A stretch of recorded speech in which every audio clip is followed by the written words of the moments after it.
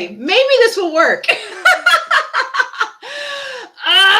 Maybe this will work. Oh my gosh. I swear. I swear. I haven't done a live stream in forever. So hopefully, I just tried to do a live stream a second ago and it never let me go live because why would it? And so I'm having to restart this. So hopefully I'm going to welcome everybody to the chat here. Okay, I hope everyone gets on this one now. All right, let's see if anybody, let's get the chat on here and start this up. I hate that I had to restart this. I'm like, come on, internet, you know, if I live out in the sticks, this is what I get. So, hey, everybody, it's Romania Black. Oh my gosh, Digistar, you're here. Yay. Awesome. And I know Wushin was on the other chat a second ago and someone else was, and then it just blipped out. And I'm like, why? Why is this happening? So hopefully, yeah, live now. Thank you, Daniela. I was like, I don't know what's happening. But as per streams, my connection is so bad out here that it's oftentimes just so, I wish I could do more live streams, but it's just so ridiculous. But I'm glad that y'all are joining me. We're starting a new series now, but before we get to that, we have lots of things to talk about. I have things that I want to go over and talk about Moriarty the Patriot. I know. Did you start? It has been, I was thinking about that earlier today. I was like, when is it? And I think that it was Violet Evergarden was the last live stream. That was back in the fall before I started Link Click. So that was a while ago. It's been a while. I decided that I didn't want to do a live stream until a series was finished because one, I was afraid that if it was a series I was continuously doing, that I would get spoiled. And two, because then I like the live streams to be like the end of the playlist. Like it's the last thing we talk about. So that's always exciting. But yeah, I'm glad y'all are okay and that there's no issues. Hopefully, fingers crossed, knock on wood, there's no issues with this one too. But yeah, so we're going to do, it's 5 a.m. in Japan. Oh my gosh. I was trying to figure out when to do this live stream and I usually do them at night here in the US. And I had a lot of people be like, oh, well, this is like 3 a.m. or 4 a.m. for me where I'm at. And I was like, okay. And then I tried to do them like around noon. And then some people said the same thing. So time zones, what can we do? So I think I'm just going to go around different times. And oh my gosh, it's 22 in Romania. Oh, hey, there we go. So I think I'll just do the live streams at different times. And then hopefully if people can make them, they can. And if they can't, then these are always recorded and they'll stay up. So that is the one nice thing. That's like, okay, those things will still be around. And in Morocco, it's 9 p.m. It's so weird. Time zones are just crazy. Like it's 3 o'clock here in the afternoon. And then around the world, it's all different times. It's fun times. But yeah, so we're going to talk about Moriarty the Patriot. I can't believe it's over. I'm really sad that it's over. It's terrifying to think that we got through it this quickly. Time flies when you're having fun with your murder boyfriends, clearly. But I wanted to talk about all the characters, wanted to talk about the ships, all the themes, wanted to talk about the manga and the OVAs. The one good thing that I am excited about is that there are 2 OVAs coming out in April. They're coming out, I think, the 27th of April to look forward to. And then the manga, I am going to start reading the manga here shortly. I've got some other projects that I'm working on that I'll talk about at the end of this that I want to get done first. And then when those are done, then I'm going to start on the manga. And I am excited. We'll talk a little bit about it towards the end of the stream, the manga and things that are different. Because a lot of you point out like things are a lot better in the manga. And I'm like, okay, cool. But we'll get to that. So yeah. I hope you all are doing well. I'm glad to see you guys on the chat, popping in and out. It's fun times. But yeah, we're going to start talking about Moriarty the Patriot. And if you guys have stuff that pops up as we're talking, I'm going to continuously look over here at the chat and just see what everybody's talking about over here and see if something comes up. I feel like other than manga spoilers, we can talk about the anime all we want now. There's no spoilers. That is the one good thing about having a live stream at the very end. You're like, now everybody can talk about the ships. We can talk about everything. And, oh, you still have to watch the show Killer Queen. Oh, well, spoiler warning. Spoiler warning. There's going to be spoilers in this chat. So I guess if you're not wanting spoilers, thank you for stopping by. And you can stay on if you want, but there's going to be spoilers. as this goes, but it is a good series. Overall thoughts. If you've not watched Moriarty the Patriot, it is a good series. I really enjoyed it. If you like Sherlock Holmes, if you like the original detective mystery stories, and it's funny because this isn't Sherlock's story, it's Moriarty's. And so it's not necessarily a detective story. There are elements of it, but there's a bit more thematically involved with it that kind of tie more to Moriarty's side and what he's trying to do to change society and make it better in 1800s London. So I feel like if you're more of that type of person, if mysteries aren't your total bag, then you still can get something out of this series. And if you like romance, well, there is a ton of subtext. So there's a ton of subtext, there's a ton of text. You can get lots of things out of this. And that's the one thing I'm excited about the manga, because a lot of people have said, oh, Romania, there is much more than subtext in the manga. And that's what I'm excited about. Like, that's what I'm here for. I like Shirleyum in all different formats. This one may be one of my favorite iterations, though, because it's just so good. And at this point, by the time you finish the series, you're like, no, it's not subtext. They're not just good friends. At least not in my thoughts. But yeah.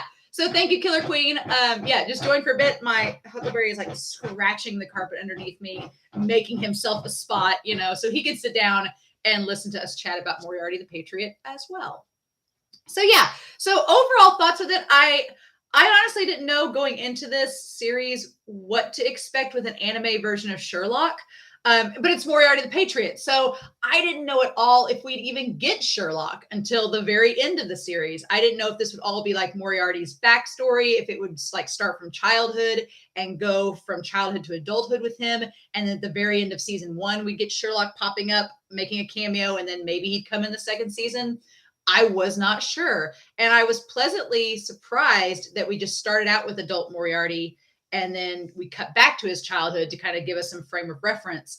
And then we just carried on the story. And I liked the incorporation of Albert and Lewis and then all the other characters as well. It's not a big ensemble cast. It limits itself to very few characters, which I kind of like a little bit, that you get to focus on just these characters. And then once Sherlock comes in, it becomes Sherlock and Moriarty. I've had some people in the comments talk about how they got a little bit discouraged when Sherlock came onto the scene in the show, because then for several episodes, it became Sherlock's story almost. But Moriarty's the core of it. And so you can't really have, if you're a Shirleyum shipper, you can't have Sherlock without Moriarty, and you can't have Moriarty without Sherlock. So I feel like once you introduced Sherlock, you had to at least take a couple episodes to build up him and Watson, so that when they become bigger players in the story, you are more invested in them and their relationship with Moriarty. So, oh no, it's lagging. I hate that it's lagging. It's my internet. Hopefully, if you get back on it, it will be better. I don't want to stop the live stream again. My internet, though. Hopefully, maybe this year we'll be getting new internet. That would be a great thing, because my internet is absolutely atrocious. So hopefully, did you know Star, that will work out. But is everybody else okay? Is it really bad? It is for me too. Dang it. I hate that it's lagging. I hate that this is lagging. Hopefully the lag. Hopefully that'll get better. Can you all at least hear me? Maybe we'll see if anybody can at least hear me a little bit. Maybe I'll just stop moving. I'll just stop moving, and maybe that will help. Good. Great. Wonderful. I'm glad you can at least hear me. It says my connection is unstable. Okay. It says my connection is unstable because of course it does. So, all right. I'm just going to limit my movement. Maybe that will help. So, yeah. And that's the thing. You would think I got a newer computer over the summer of last year. And so you think it would be fine. But what can we do? Technology, y'all. Technology. So, all right. So as we go through this, if y'all have overall thoughts about the series and things, no, don't pour me. It's fine. Help me. I'm poor. No, I would really love to have better internet, but it's more of money cannot buy better internet where I'm at. I'm just literally stuck with what I have. So we'll make do. It'll be fine. But let's talk about the series as a whole. And I guess if we're going to start somewhere, I have this broke down of talking about all the characters individually. And as we come up with things to talk about with the characters, you all can let me know if there's any questions that you have. I didn't have any questions from Patreon for this, so it's a free for all. If you all have questions, I'm going to ask everybody at the very end of the live stream if there's something I didn't touch on. But as we go, if you all have questions pop up, feel free to let me know them. But I figured we'd start with William because William the story's about him. It's Moriarty. It's his story. And I think my favorite thing about this series, when you're in the boonies, absolutely, that's story of my life. So let's start with William, I guess, would be the place to start with. And just where his character goes. Saito Soma does such a great job. I did listen to a little bit of the English dub. I like the English dub. Someone recommended that I listen to the English dub on Twitter. I did listen to a little bit of it today. It's good. I feel bad because I think a lot of people have asked me to watch English dubs of series. And the problem with that is that I get a little bit jaded because I want to go into a series listening to the original text, the original voice cast, and the original translation. Because when you translate anything to English dub, especially anime, there's going to be some mistranslation and there's going to be elements of the actual text lost. It's bad enough when they subtitle it and somebody in the comments will be like, oh, they use this word, but it actually means that. It's bad enough with that, but I feel like unless it's an amazing English dub, I always want to stick with the original subs. And Saito Soma, who plays William, he's so good that I really love him in this. And so it's hard once you get used to a voice to have it replaced. But the English dubcast does a good job with this. So from what I've watched, they do a good job. But William's character in general, y'all, we can gush, but as soon as that Edie played with Albert and Lewis and Moriarty and it's them under the waterfall, I was like, well, I think I'm gonna like this series quite a bit. And what I love about William's character is that especially towards the end of the second season, you get how he's been building up this entire time for this plan to go down. And you get that, yeah, he's been intending spoilers for everybody. At this point, we're just going to go into spoilers. So if you've not seen the series, you don't want to be spoiled. You can come back to this live stream later, but spoiler warning. But from here on in for the series, with the exception of manga spoilers, because I am going to go back and read the manga at some point.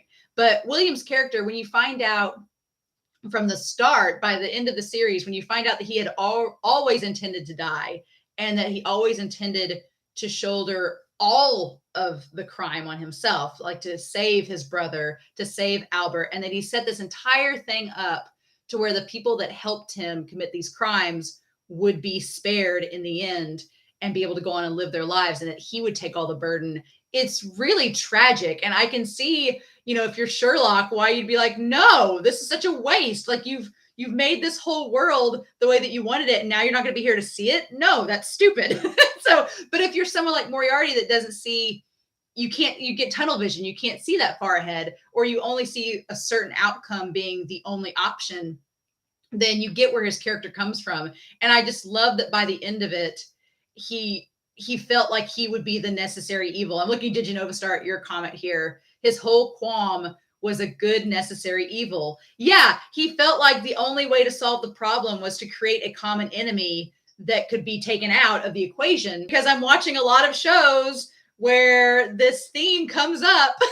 And so it's interesting to see a character in Moriarty the Patriot with Moriarty being so vocal about that viewpoint and being so vocal and adamant that, no, this is what I'm going to do. I am willing to sacrifice myself if it means saving all of these other people, like just becoming a martyr, that William was willing to become a martyr. And the way that he did it was on his own terms, using his abilities that he has, his intellect.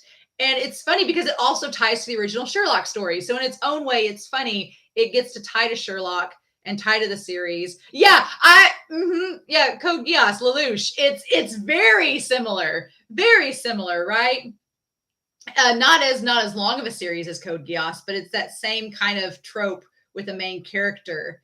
The difference is that Sherlock was like, no, I'm not going to let you do this because that's a dumb idea. And I love you. So yeah. Hey, Arima Mary, hello. Welcome to the chat. Hopefully y'all can hear and see me well, because it's kind of jerky on my end. So hopefully my internet stays connected well today. But yeah, Code Geass. It's come up a lot, and we'll talk about it at the end of the chat, but Code Geass has come up a lot the last couple of weeks. I haven't seen that series. It was a series I watched in high school and college. Haven't seen it in forever, but I still remember so much about it. And with Moriarty the Patriot, there's thematic elements of this show that tie to that series. And I'm like, oh yeah.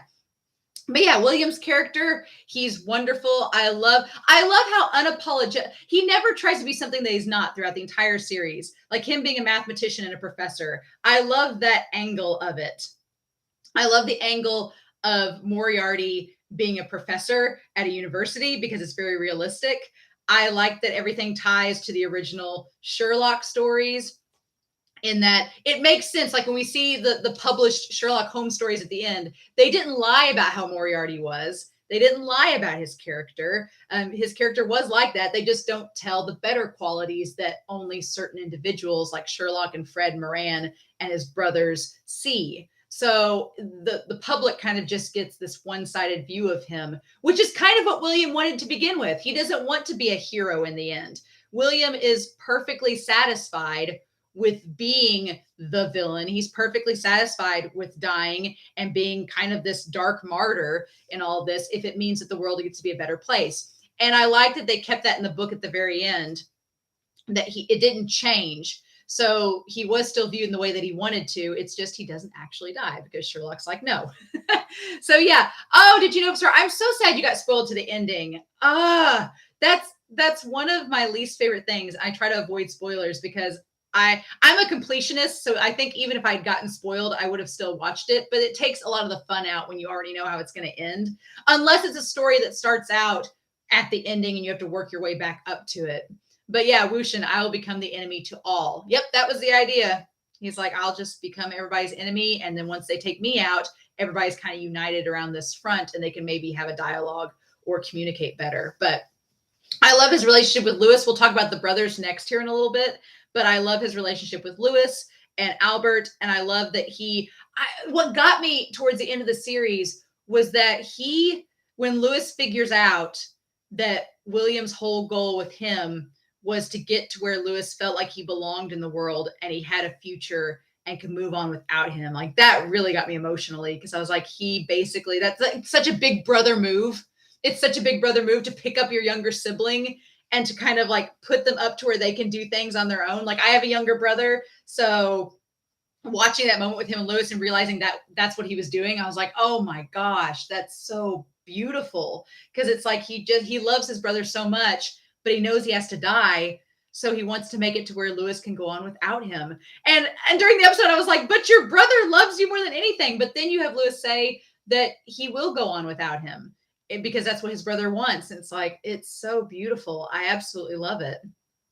But yeah, so as we go through these characters, I'm probably going to keep talking about William and the others, and just kind of the fun thing about this series is all the characters, they tie so well together with one another, and their stories thread together so perfectly that I feel like I can't talk about William without talking about Lewis and Albert and Sherlock, and I can't talk about them without talking about these other characters. So everybody kind of weaves in the plot really, really well. And like I said, if you guys have questions or things to bring up as we go, just type them in the chat and I will bring them, because I didn't have any questions going into this. So I'm just going to kind of generally talk about the characters as we go. But I think one of the big themes I liked about this was that despite William wanting to be the Lord of Crime and the one that dies in the end, I love the concept that it really is Moriarty the Patriot. Moriarty is the three brothers together.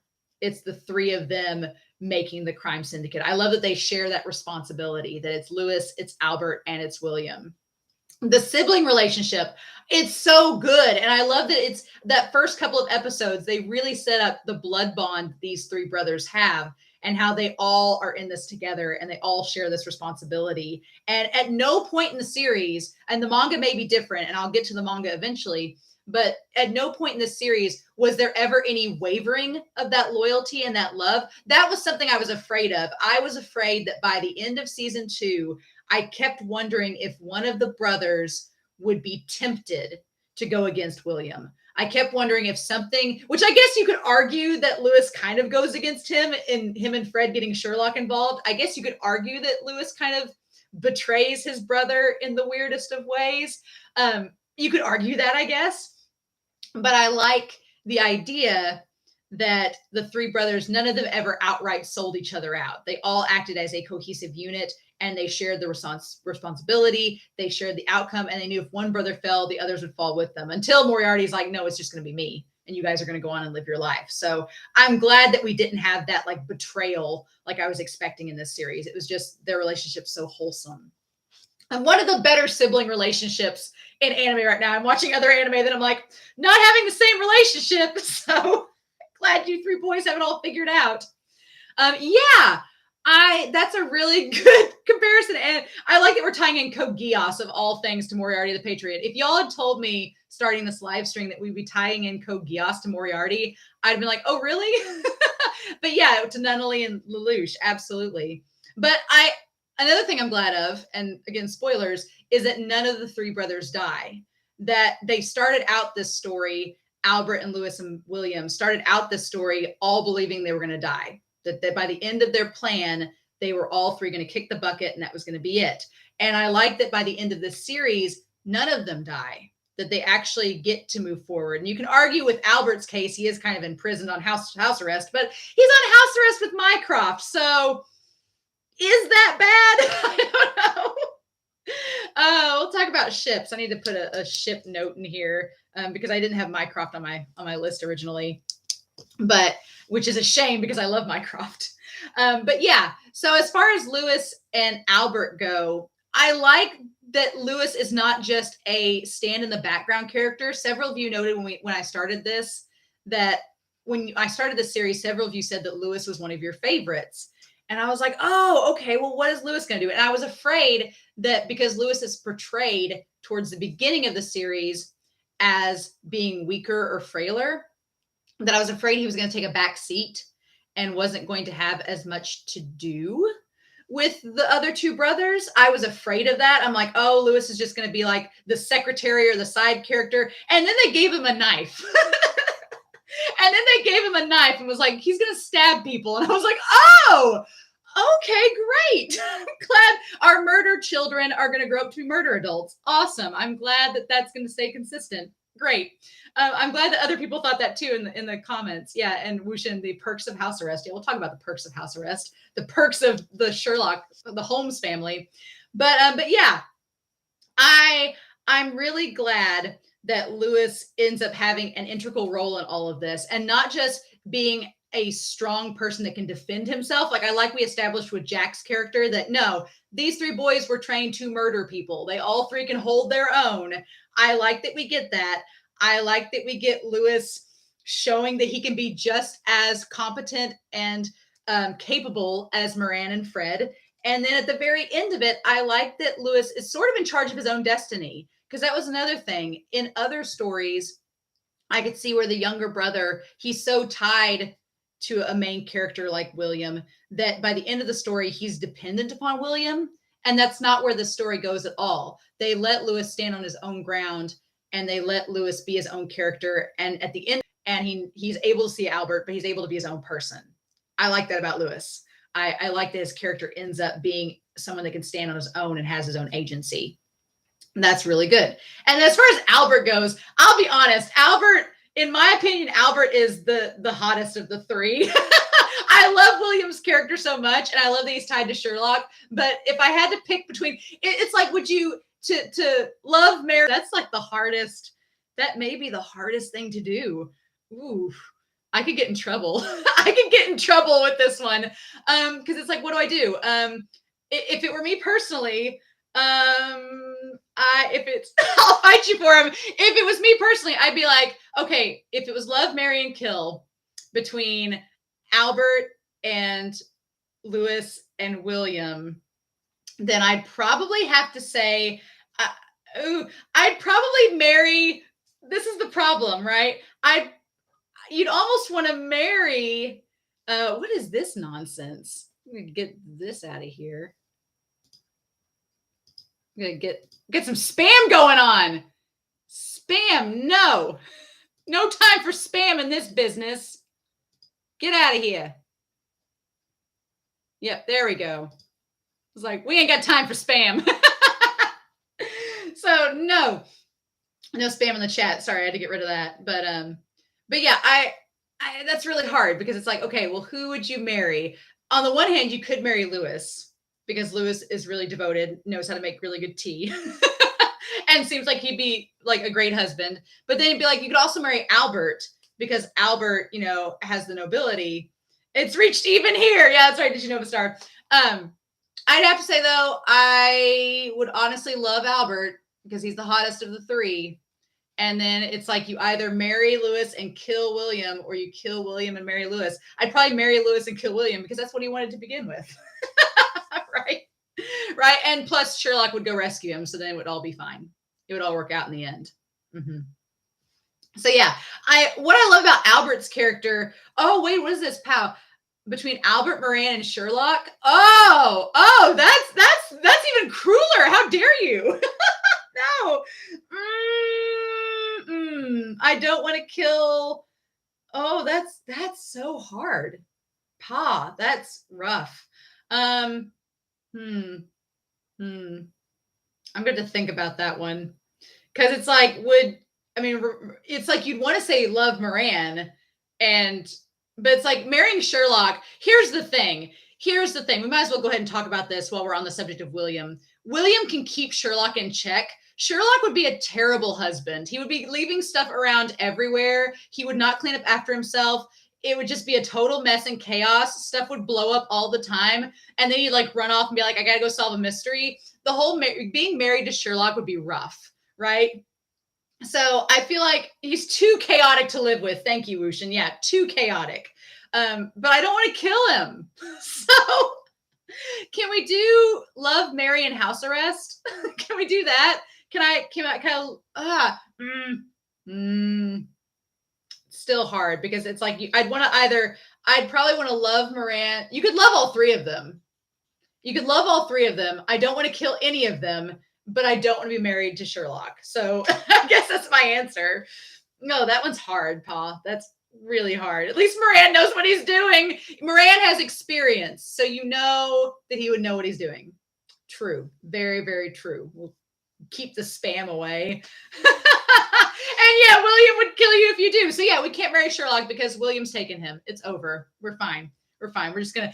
I don't think I've seen an anime where the whole marry, love, and kill options would be as problematic as with Sherlock and Moriarty the Patriot, because they're all great options, but then they're all options you're like, oh, I don't know. So what I do like about Albert's character, though, to get back on track, is the idea that Albert was totally okay with from the beginning William's plan, and that it's funny because he's nobility, but he's almost just like a double agent the whole time. He doesn't want to be nobility. Albert doesn't care. He just wants to trash the system.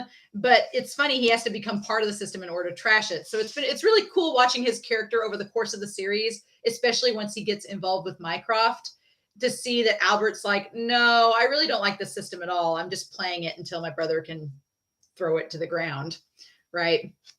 But man, our three brothers, Albert and Lewis and Moriarty, William. I kept wanting to call him Moriarty throughout the series, or by the end of it, I was calling him Liam, but I kept wanting to call him Moriarty because I forget about the one William brother that died, but he was atrocious. So there we have it there. I guess we might as well. I'm going to move him up and just switch him with Fred. We might as well talk about Moran. While we're here. Oh, Kuro Daddy. I love that when I started this series, the only thing I knew walking into Moriarty the Patriot, the only thing I knew was, one, it was a spinoff and a adaptation of Sherlock, and that it involved a character that looked like Kuro from Haikyuu, and his name, and everybody called him Kuro Daddy. That is all I knew going into this series. That's the only things that I knew. And I'm really glad that's it. I'm clearly glad that was all I knew. So that when we got to episode 5, I was like, oh man, here we go. Here he is. Took us long enough. We got Kuro Daddy before we got Sherlock, which is hilarious to me that they had to introduce us with the voice of Daichi. God, that voice. The only thing I'm really sad about in this series is that after with Bond, we get more of Moran, which I really like. And towards the end, we get more with Moran. But right there in the middle when Sherlock comes onto the scene, Sherlock's such a larger than life character that some of the other characters take a back seat, including Kuro or including Moran. And so that is the one thing that I probably lament with Moran's character is that we don't get as much with him as I would have liked. But again, y'all told me there's so much left out from the manga that I'm like, I am eagerly anticipating reading the manga and finding out what all has been left out. Arima Mary, looking back, I do want to know more about Albert's daily life. Like, what does he get up to when he's not trying to overthrow the system? Yeah, what does he do? Again, some of you have told me that there's more with Albert's story and Mycroft in the manga, which I'm excited about because that's one of my big ships is Albert and Mycroft. And so I'm like, oh, there's more of that. Okay, great. I'm excited to read that and see what comes of it. But yeah, with Moran's character, I like that Moran and Fred are tied together in this series, that they both kind of come, Moran being a soldier, like coming from that background, being tied to Fred, our actor, having like sniper skills, like the whole scene where Bond like has the coin and flips it and he shoots it into the cannon. I was like, okay, I'll give you that. I'll give you that show. This show stays relatively realistic. There was that one moment where I was like, oh, okay, all right, we'll let it go. It's a good moment. It's really hype and exciting and epic, so it'll work. But I also like that Moran has to deal with this. You know, this show is surprisingly progressive for being a show that takes place in 1800s Victorian England. And I absolutely love that about it. Once we got Bond's character introduced in this, I was like, oh, we're going to do that show. Okay, awesome. Perfect. And I like that in the episode, we'll talk about Bond here a little bit when we talk about Irene and Bond, but I love the idea that Moran's character goes from at first being wary and it's something unknown to him, so he doesn't know how to deal with it. And by the end of the episode, his character is completely on board with Bond and they're sharing whiskey and they're best friends. And I'm like, this is what I wanted in my anime today. Thank you. It's just a great moment. I honestly, you guys are talking about the scene where they do the coin into the cannon. As unrealistic and insane as that scene is, the only thing more unrealistic is the fact that Jack the Ripper was able to have that much stamina for being a man in his probable 70s. I was like, it's great that Fred ends up acting as him because that episode had the few moments that didn't seem quite as realistic. I was like, yeah, sure, Jack is 70 and can still outrun an entire city. Okay. But I'm not going to complain because it was a really good scene. Oh, so you say, did you know, start saying, I haven't read or watched anything Sherlock Holmes related. So the reveals were super cool. Yes, it was really fun seeing how this series took those plot points from the original Sherlock stories and made them its own and did things that were unexpected with it. I really like that. I like the ties to James Bond. I like the ties to MI6, like the ties to other stories, like it connects everything together. Those were like cool, fun little Easter eggs throughout. That was like, oh, that's cool. And then with the characters, it's nice because if you've read the original Sherlock stories or seen other adaptations, there's this expectation of what will happen. And then it was nice because this series kind of surprised me, in especially with some characters, which we'll talk about, and what they did with them. But yeah, Moran, our Kuro Daddy. And yeah, we'll talk about Bond and getting that whole their storyline. But I love just Moran coming in. And for this show, as early on as it was, I was surprised with how mature some of the content with this show is. Not only that it gets dark in theme, but that they actually show a main character, a character on the protagonist side of the story that is as sexual as Moran, because that's not something usually in an anime. And I'm thinking I watch a lot of shonen and shoujo, and there's not really a lot of like sexual themes or mature content like that in them. But then Moran, they just show him in bed with a woman, like getting up, sniping somebody naked. And it's like, okay, cool. You just don't see that in a lot of the shows that I'm watching, or it's framed as something like a villainous character does, perhaps. And for Moran to be like on the side of our protagonist and doing it, it was nice. And it wasn't made a big deal, right? It wasn't something fan servicey. I mean, it was fan service, but it wasn't something that you're like, oh, the story is just doing this to be fan service. It actually had a tie to the story and what the characters were doing, I guess is my point in that. And then, yes, now I will say that probably the last adaptation of Sherlock Holmes I've watched before Moriarty the Patriot was the BBC Sherlock with Benedict Cumberbatch. And I like that series a lot. And I'm glad this series is similar to it in some ways and different than it. But yeah, like Wushin said, like we see Moran in bed with a woman like twice, and it's just part of the story. It's not just fan service. It's part of the plot. It's relevant. I really liked the story was not afraid to be mature in its thematic elements, but it wasn't risque, or it wasn't doing it just to be, it wasn't gory just to be gory. Sometimes there was a purpose behind it, either thematically or with the story itself. I appreciate when shows do that and they have a reason for it. It's not just doing it for shock value, right? So if we're going to talk about Moran, though, and we're talking about Lewis and Albert and all of them in this, then we have to talk about Fred. We have to talk about Fred. And I wanted to bring up Fred because I want to tie him back to Lewis. I'm so excited to read the manga to get into Fred, because his character is so interesting. And I feel like the manga is going to give us more with Fred than this anime did. And I kept wanting, by the end of this series, I wanted more of Fred. I wanted more about his backstory. I wanted more about his character. When he starts having this like deeply emotional moment where he's lamenting that William is going to kill himself, I was like, where did this come from? I didn't know Fred was this emotionally attached to Liam. Okay. And so I feel like there's been stuff left out of the manga that I wanted to get into Fred's storyline more. But I like that he starts out as this quiet boy that's just the actor, this quiet young man. And then by the end of the series, him and Lewis are like plotting to save William, and they are like having such big agency with it. I'm like, this is great. Okay. And I like his duality with Moran, like how good they work together. I like that he has ties to all these other characters, including old Milverton and his troupe. He has ties to them somehow, and I feel like that's left out of the manga, from the manga. So I really like Fred a lot in this. I like that him and Lewis have such like a purpose towards the end of the season, because I didn't see it coming. I didn't see Fred being involved like he was, to the extent that he was. The power of good looks. I feel like every character, Paul, in this have the power of good looks. Every character does. They're all really, really good looking. Yes, and that's another thing pointing out. I'm looking at the chat right now, but looking that as a viewer, we are alongside Sherlock trying to figure out the clues and figure out the story as well. I like that it wasn't just I like the twist in this story where you don't immediately know, even if you kind of know where the story's headed, you don't immediately know how it's going to get solved, or there's always some kind of trick, some kind of extra thing you're not expecting by the time you got to the end of it. That was really nice. There was only a few stories that in the series I was like, I kind of see where this is going, but for the most part, it was done really, really well. I liked that a lot. So Irene and Bond, Arima Mary, while we're talking about it, Arima Mary in the chat said the anime really did half an episode about acceptance of a queer character. Yeah.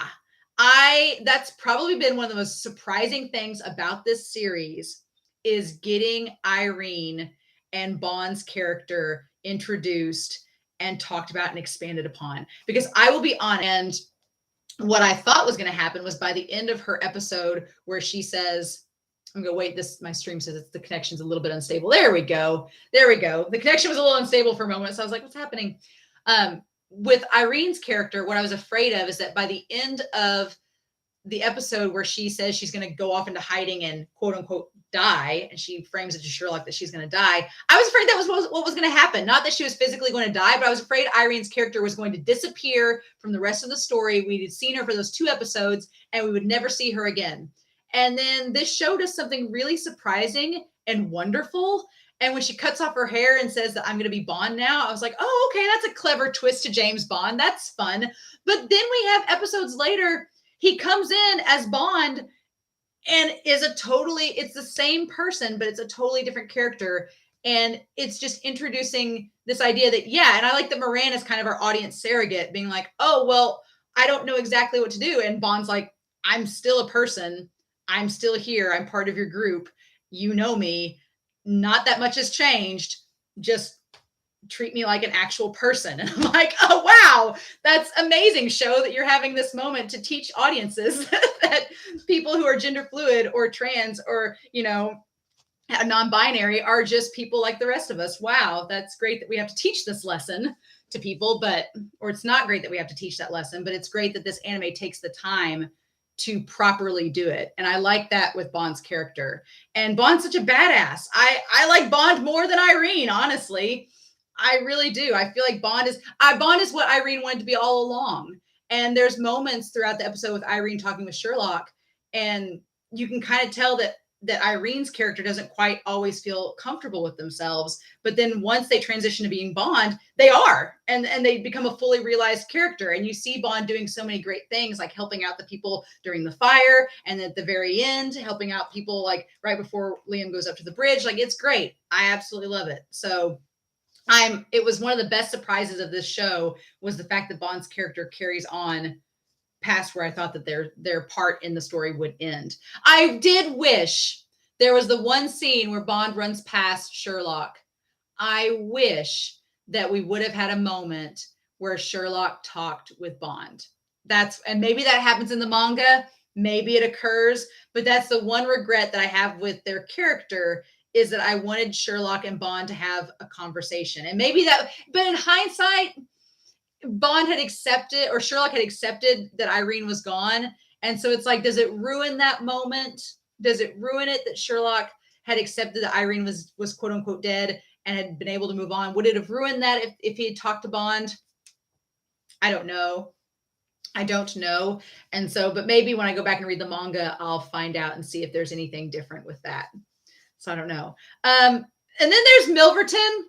Before we talk about Sherlock, we'll talk about Milverton. What a slime ball. In this series, we had gone through most of the series without an actual antagonist. Like the society was the antagonist. The nobles were antagonists. The ones that Moriarty were taking out were antagonists. But we didn't have like a concrete person that was the big central antagonist of the series. And surprisingly, Milverton's only in this a couple episodes, so he's not really like the big bad boss at the end. It's making the plan go over itself. But Milverton, I forgot him from the original series, to be honest. I was like, where is he at? And he's in the BBC version. And I remembered that, like, right as his character dies, I was like, oh yeah, he is in the BBC version of Sherlock.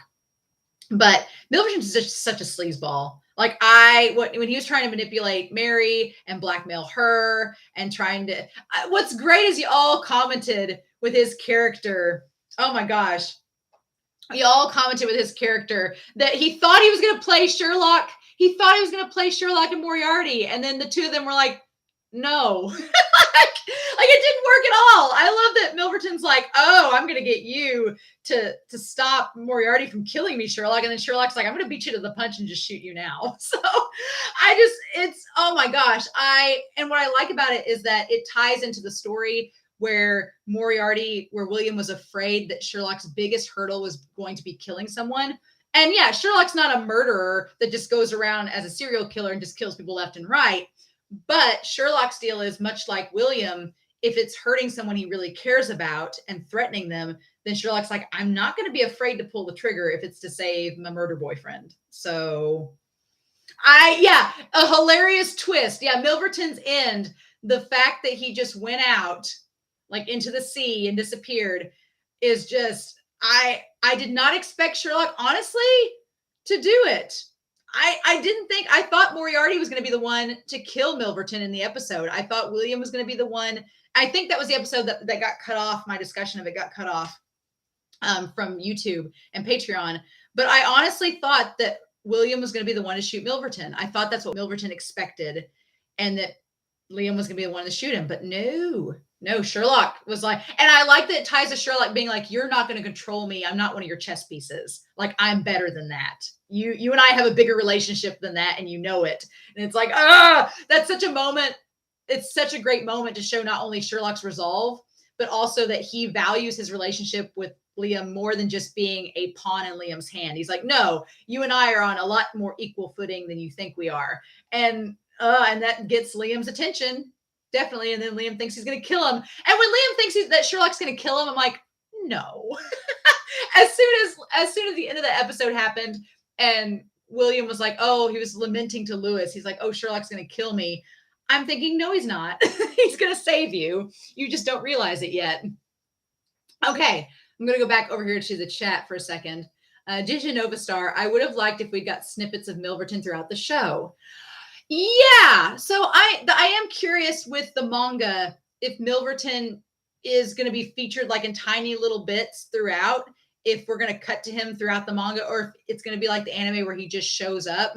I do wish that we'd had more of him in this. I feel like he's there for a few episodes. We have the Sign of Mary, and then, which the Sign of Mary, if I had to pick a least favorite episode in the series, it's probably the Sign of Mary, just because of how it's the most predictable storyline out of the whole show. Like, that's the one episode where I feel like the mystery, you're like, oh, once you figure out that Mary is not going to double cross them like she has in other adaptations, once you figure that out, then the story's kind of predictable a little bit. And so I wish that we'd had more of Milverton past the episodes that he's in. So I agree with that. And then Rima Mary, it's like those romance plots that introduce a third wheel, but the couples end up reaffirming their mutual love. Yes, I like that they're just like, third wheel, get out of here, Milverton. We ain't got time for that. That's great. Mm-hmm. Yeah, Milverton just thought he'd be a third wheel, and Sherlock's like, not in this story. No. But yeah, Milverton's character is he's so dastardly, and I feel like he's the easy antagonist, right? Milverton is the easy antagonist and I guess that's part of it, is that he's easy to take out for Sherlock because he's so despicable. Whereas your more complicated villains, which are society itself, that's the harder thing to take down. The concept is harder to take down than the person, right? That's kind of what it all comes back to. And that's why what Liam and the others are doing is so important, but it's also so difficult, right? So we might as well, we're like 47 minutes into this. We might as well start talking about Sherlock. Is this my favorite iteration of Sherlock? Is it? It might be. I absolutely love this version of Sherlock. It's so good. I love it because he's not perfect. He's chaos. I like it because he's not, I feel like a lot of adaptations of Sherlock, they kind of either go the Batman route, but also the White Knight in shining armor, where he's this he's either totally intellectual and oblivious to romance. He's oblivious to any type of sexual affection or anything like that. You have Sherlock adaptations that are like that, or you have adaptations where he's like lawful good, purely on the side of just science and doing things that are factual and being objective, and there's no moral gray area. He's just like, here's what we're doing. But I like with this version of Sherlock, no, he very much is capable of affection and compassion, as we see for him and Liam. He is very morally gray. He's not a serial killer, but he ain't afraid to. I love that Paul says how bold of him to threaten Liam in front of Shirley. Yeah, he ain't afraid to take somebody out, especially if it's threatening somebody he loves. And that he's so vocal about his emotions. Like, this Sherlock is very emotional. And I think that's what I like the most about this adaptation of him, is that you have Liam, who hides his emotions. He bottles it up inside of him. He doesn't openly, outwardly express his emotions. Like, his face is constantly like a stoic statue. And then you have Sherlock, who is just so expressive and laughing and just so full of glee and joy at the chase, at the game. And he's so able to express his emotions. It's such a bold contrast to Liam, but they're perfect for each other because of it. And that's what's so wonderful. And I love that Sherlock in all of this, he's kind of hard to read. Like, there's definitely moments, especially between him and Watson, between him and Liam, between him and the other characters, where you don't quite know, what is he thinking about? What's his plan? What is he going to do? And that's part of the fun, is figuring out, like, how do we read Sherlock? And you can't really read him. And so that's always, I love that about his character. And then it's the other half of the Shirleyam ship. I'm like, I kept wondering when we started this series, when they first met on the Noatic, I was like, okay, how are they going to do this? Is it just going to be that Sherlock and William are their rivals, their, nemesis with each other, and there's going to be no like physical or emotional connection? No, like Liam sniffs his jacket 5 seconds into knowing him. We're like, oh, so that's what we're going to do. Okay, great. And like Wushin says, the only time we see expression in Liam is when he's around Shirley. Mm-hmm. Yeah, absolutely. That's like literally the only time he's expressive is when he's around the love of his life. So, but yeah, from that first meeting on the Noatic, it's like and I love that tied back around. I love that tied back around the Fibonacci circle and the spiral.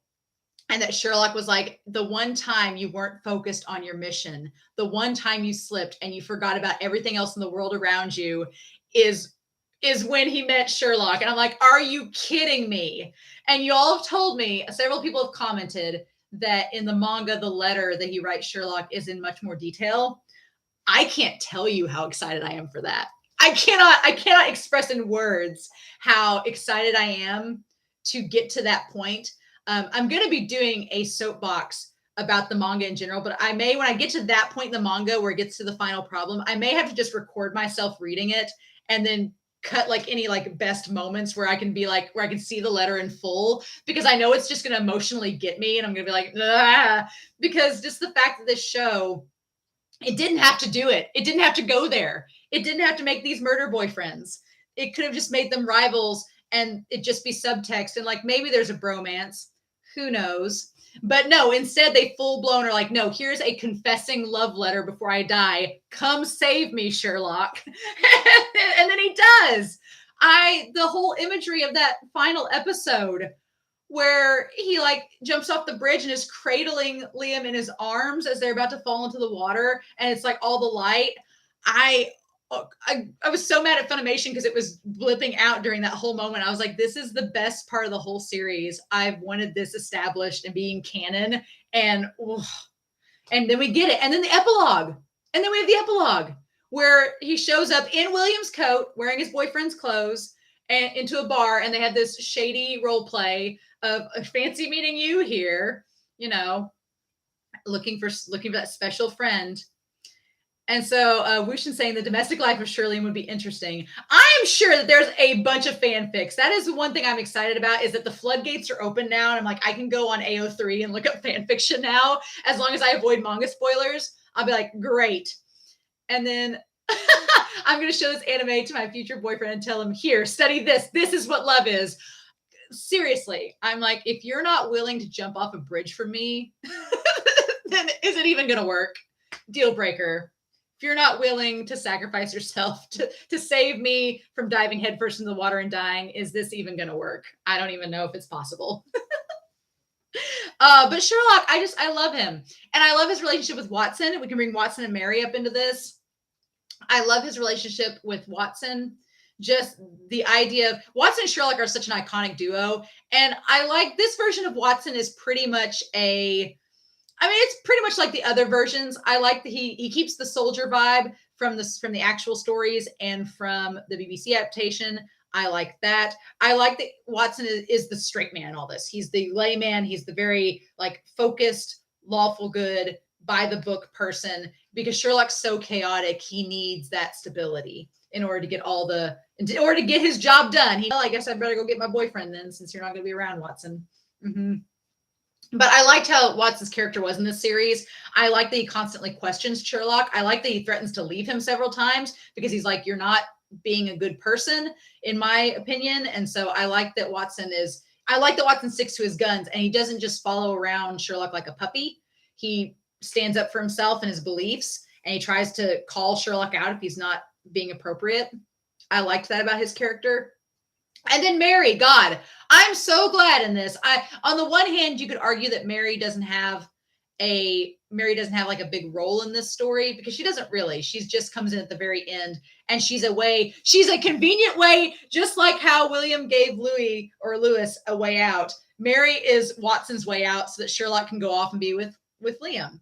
And so, but I'm glad that Mary's character was not like other adaptations where she's like a double agent, or that she screws Watson over, or that she doesn't really love Watson. I'm glad that wasn't the case. I was afraid of that in A Sign of Mary. I was so afraid that it was going to turn out that she was just being with Watson for convenience or for some ulterior motive. And Watson's such a cinnamon bun in this series that I didn't want that for him. I wanted him to have someone that genuinely loved him. And the fact that we do get that with her is such a relief. But her characters is just pretty. There's just not a lot really to talk about Mary. So I don't know if you all in the chat have other things about her, but I am glad that she didn't, double cross him or not. And the same thing kind of goes with Mrs. Hudson. I love that we get a younger Mrs. Hudson in this, that Mrs. Hudson, she's a younger version. She's fiery. She like holds Sherlock accountable, and that Sherlock is legitimately scared of her. But he also it's funny because when we first meet her, in the episode where Watson and Sherlock meet, it almost seems like Sherlock is kind of condescending of her. But then as the story goes on, you realize that no, Sherlock really does like Mrs. Hudson. He does care about her and treats her kindly. And I like that her character is just kind of always there to support her two friends, Sherlock and Watson, through everything. I wish we'd had more of her because I really liked her character. I wish we'd had more of Mrs. Hudson. I wish we had more of Mary. So, but yeah. And then as far as other characters go, we have all of our side characters. We have Jack the Ripper, Mycroft. Oh my gosh, Mycroft is one of my favorite characters. What I like is that in the original Sherlock Holmes story, Mycroft's character is this portly man that has a lot of authority, but he's just kind of like this portly man that doesn't like his brother. And I like that every adaptation of Sherlock that I've watched has tried to make Mycroft hot in some way or another. In some way or another, they've tried to make Mycroft into an attractive character, more so than his original source material. And you could argue that the BBC version, he's kind of like more snarky. And in this, they're just like, what if we made him like the same hotness as Sherlock, but with this bombastic, deep voice that's working for the Queen as her like personal secret service? What if we did that? And it's like, I'm all for it. I cannot tell you how excited I am to look up Albert and Mycroft fan fiction, because now I can. I'm ready. I can't tell you how excited I am to do that. What is it? Wait, really? What is this? What? What is the wait really, Arima Mary? What is this wait really about? I'm so curious in the chat now, seeing what is going down. I'm so curious. I'm going to wait till somebody responds on that. Is it about Mycroft being portly in the original version? He's not, I would not describe Mycroft as hot in the original Sherlock Holmes stories, not at all. But then again, in the original Sherlock, Sir Arthur Conan Doyle was not concerned about whether his characters were physically attractive or not. He was just trying to tell a good detective story. The anime is like, we have an agenda. So we got some added things to do with this. But yeah, I definitely, as far as Mycroft's character goes, I like that he's the quintessential big brother to Sherlock. And he's basically what you would expect if Sherlock had a big brother. Mycroft is perfect for that because Mycroft's hot in all adaptations. Oh, okay, that's what you're meaning. Well, maybe I haven't watched very many adaptations, if that's the case. I do. This is definitely the hottest adaptation of him by far, bar none. But I do think there's an attractiveness to him in the BBC version. It's more of his snark. Pretty boy sell, yes. Nobody's going to have a body pillow of of a portly Mycroft. That's for sure. Maybe they will. I'm not gonna judge anyone's preferences, anyone's tastes. Will not judge. No. Not at all. Okay, so while we're on the subject of this, before I was gonna move on, but let's see, Pal. Do you like the changes they made to the anime in comparison to the original Sherlock story, or would you have preferred they stay loyal to it? Okay, that's a really good question. I'm going to sound really hypocritical because here's the difference. In most stories, when I read the source material and they decide to adapt it, I like it to be very close to the adaptation. If there is a manga and they adapt it into an anime, I like it to be close to the source material, because one of the things is when you read the source material, when you read a manga and you imagine these moments animated, you have this expectation. And when that changes, it's often frustrating or disappointing. You're like, oh, well, I wanted to see this adapted properly. And why is this changed? But the difference between a manga and the Sherlock Holmes stories is, for me, the Sherlock Holmes stories have been around for so long and they have so many adaptations, some of which are exactly like the stories and some of which delve in totally different directions, that I'm okay with either one. I think for the anime's sake, I like that it does something different. I like that it expands on these characters in different ways, that it does the thing with Bond. I like that it gives Sherlock and Liam a very distinct, very canon love story. It's canon to me. It's love, damn it. I like they do that. I like that they delve more into the way that they do this issue of society and Moriarty trying to change it. I think that, to answer your question, Paul, really honestly, I think that this story has no choice but to deviate, because it's not Sherlock Holmes. It's Moriarty the Patriot. It's Moriarty's story. And I think by doing that angle and telling the story of what Moriarty's trying to do in changing society, you automatically have to be different, because the original source material wasn't really about Moriarty. It was about Sherlock. So if this had been an anime about Sherlock Holmes, I think I would have been more inclined to have it be more like the original. But because it's Moriarty's story, I think it's totally fine that they do its own original content. Now, I am curious, because I know several people have said that a lot of the arcs have been left out of the anime from the manga. So it is going to be exciting going back, like the Hounds of Baskerville. That was one story I really wanted to see them adapt, was like, and we get just a hint of it before the Noatic. And so I was like, oh, I want to see more of the Hounds of Baskerville. So that is one thing with the manga. I'm excited that when I go back to read the manga, I'll be able to see how did they adapt that? And is it more like the source material or not? So I hope that answers your question. But yeah, I am happy that they did do something original with this, because it was Liam's story. But I think we have enough adaptations out there that are totally loyal to the source material if you wanted to see them. It would be interesting if they had kept it loyal, how it would have changed. But yeah. So as far as the ships go, I know everybody always asks about ships. Like I said, Liam is canon. It's OTP. I can't ship Sherlock and Liam with anybody else but each other. There's no way, shape, or form for me that's possible. As far as other ships, Albert and Mycroft, definitely shipping them. I honestly wanted to ship Patterson with Bond, and I don't know if anybody else does, but by the end of Patterson's whole angle, we didn't really talk about Patterson. He's somebody that I really liked in this series. He had a very small role, but the moments that he was there with Lestrade, and Lestrade too, I really like this version of Lestrade. Lestrade is I interrupted you about Hot Mycroft. No, please. I was going on a tangent. I needed to be interrupted at that point. It was going to get weird. So I'm glad that we got the story back on track, got the chat back on track, Paul. We just got us back on the rails. We were about to go off the rails and we got back on. So thank you. But yeah, with Lestrade and Patterson, there are two characters that I really like this adaptation of them. I think that Lestrade is just Lestrade's so wholesome in this version.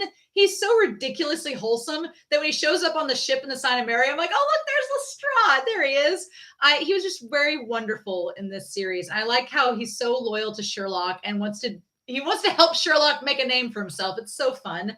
And then Patterson, I was honestly worried for a brief second that Patterson's character was going to like double cross Moriarty. I was really worried that Patterson's character was going to be working for Milverton or was going to double cross them somehow. I'm glad that wasn't the case. And I really liked the conversations that Bond and him have. I honestly was rooting for them. And so I'm kind of curious how the manga is going to handle that. But I guess I would ship them if I could. And then obviously you have Watson and Mary. I feel like you have to ship Watson with Mary so that Watson's out of the way and Sherlock can have Liam. I figure that's the way to go. And then, shipping Milverton in the ocean. I think that shipping Milverton in the ocean is a really good ship. I think that it holds a lot of water. I think it's great. Milverton doesn't really get shipped with anybody in this. But as far as Moran goes, Moran and Fred, I don't really have anybody. I'm very curious. I didn't remember Moriarty, so I always kind of ship Sherlock and Watson. But yeah, that is the thing. In other adaptations of Sherlock Holmes, Sherlock and Watson are absolutely a ship. And I didn't know how this series would take it. But from the moment that Liam sniffed his jacket, I was like, oh, no, this series is going to ship Liam and Shirley. Watson's going to go off with Mary, and that's going to be a thing. So as soon as that moment happened, I was like, yeah, no.